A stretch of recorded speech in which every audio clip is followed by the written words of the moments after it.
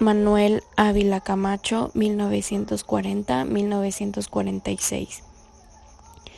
En el sexenio de Manuel Ávila Camacho se crearon las bases para un proceso de industrialización en México, el cual fue llamado como el modelo de industrialización sustitutiva o bien modelo de sustitución de importaciones, con el objetivo de impulsar la industrialización en México. Se crearon algunos organismos que hasta el día de hoy fungen como parte primordial en la estructura del funcionamiento de nuestro país. Algunas aportaciones de Manuel fueron que durante su mandato la Secretaría de Guerra y Marina cambió su nombre a Secretaría de la Defensa Nacional. Se estableció el servicio militar obligatorio. Mejoró el armamento y las condiciones de los miembros del ejército. Se fundó el Instituto del Seguro Social. Logró concretar diversos acuerdos con Estados Unidos para que permitiera el desarrollo de la economía mexicana. Dicho pacto recibió el nombre del Convenio del Buen Vecino. Camacho aprobó la participación del Escuadrón 201 durante la Segunda Guerra Mundial. El modelo de industrialización. La industrialización por sustitución de importaciones es una teoría económica que sostiene que un país lograr su desarrollo debe transformar las materias primas que poseen en lugar de exportarlos. El objetivo del modelo ISI es que la nación dependa menos de la comercialización de sus recursos naturales. Con este fin, el gobierno reduce impuestos u otorga financiamiento y actividades que agregan valor a los bienes primarios.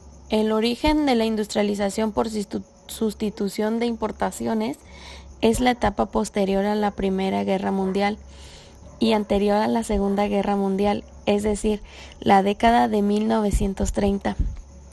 En esta época, debido a la crisis económica que atravesaban los países europeos, comenzaban a reducir sus importaciones de América Latina. El IMSS es el Instituto Mexicano del Seguro Social. Fue fundado el 19 de enero de 1943 por el presidente Manuel Ávila Camacho para garantizar el acceso integral de los trabajadores al desarrollo. Hoy en día cuenta con más de 74 millones de derechohabientes y tiene más de 490,000 trabajadores y diariamente invierte 1,200 millones de pesos en la salud. El segundo presidente fue Miguel Alemán Valdés, 1946-1952. Representó ante los tribunales el interés sindical de trabajadores mineros, petroleros y ferrocarrileros. Fue consultor de la Secretaría de Agricultura, magistrado del Tribunal Superior de Justicia del Distrito y Territorios Federales, senador de la República, gobernador constitucional del estado de Veracruz en 1936-1940, director de la campaña presidencial del general Manuel Ávila Camacho. Durante su periodo presidencial se otorgó el voto a la mujer a nivel municipal. También durante su administración se creó el Instituto Nacional de la Juventud y el de Bellas Artes, así como la Dirección General de Turismo de la Secretaría de Gobernación. También fueron creadas diversas obras de infraestructura con la que México ingresó a la modernización industrial.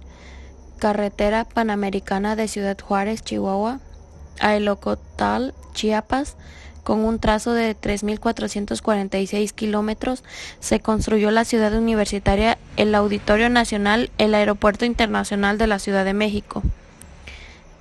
El tercer presidente fue Adolfo Ruiz Cortines, 1952-1958. En el año 1939 se incorporó a la campaña presidencial de Manuel Ávila. Durante su gestión como presidente de la República se aceleró el reparto agrario entre un total de 3.5 millones. Aumentó la producción petrolera.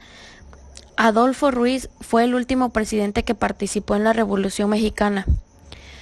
Durante la administración, el gobierno Ruiz Cortines creó el Departamento para Estudios Técnicos, instituyó el Departamento de Antropología, estableció el sistema de riego en La Esperanza y la Comisión de Zonificación y Planificación del Estado. Reglamentó los fraccionamientos urbanos, creó plazas de agrónomos regionales, propuso una reforma a la Constitución local para que la mujer participara en la función electoral y municipal, pacificó el campo veracruzano, construyó escuelas, carreteras y revisó los sistemas impositivos, erradicó la corrupción y duplicó los fondos fiscales. Él falleció en la Ciudad de México el día 3 de diciembre de 1973. El presidente Adolfo López Mateos, 1958-1964. El gobierno de López Mateos tuvo distintos momentos lúcidos. Habían transcurrido casi 500 años desde el inicio de la Revolución Mexicana y los avances eran notables en la industrialización, la creación de empleos, bien remuneración y en materia de infraestructura. Se habían construido varias horas de riego, electrificación y carreteras. De igual manera, había grandes avances en la educación, la salud, la seguridad social y la vivienda. Los logros de López Mateos más sobresalientes como presidente fueron: inició la política económica conocida como desarrollo estabilizador, nacionalización de la industrialización de la electricidad, creó la Comisión de Libros de Textos Gratuitos y logró tasa del bajo 6% anual. Lo que es el desarrollo estabilizador fue el periodo en que la economía mexicana se vio caracterizada por un alto crecimiento de la producción y bajas tasas de inflación. El desarrollo estabilizador, iniciado en los años 40, había logrado que México lograra el calificativo internacional de milagro mexicano, que la economía fue un modelo económico utilizando en México desde 1954 hasta 1970. El presidente Gustavo Díaz Ordaz, 1964-1970, fue un político mexicano, miembro del Partido Revolucionario Institucional, presidente de México entre 1964 y 1970. Los aportes de Ordaz a México precedieron y trascendieron su presidencia. Ordaz trabajó por la política mexicana desde posiciones tan variadas como secretario de gobierno, senador y miembro activo del Partido Revolucionario Institucional. Durante sus años de presidencia, Díaz Ordaz mantuvo excelentes relaciones con su homólogo estadounidense, Lyndon Johnson. Este hecho propició una época de concordia que benefició tanto a México como a Estados Unidos. A pesar de las contribuciones realizadas por Díaz Ordaz, su paso por las instituciones mexicanas también dejaron críticas a su gestión.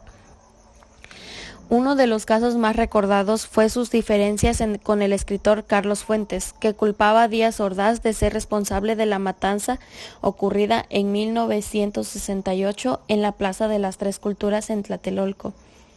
Los aportes de Gustavo Díaz Ordaz fue la agricultura, ya que el desarrollo económico de la agricultura mexicana fueron significativos y se dieron principalmente durante su presidencia.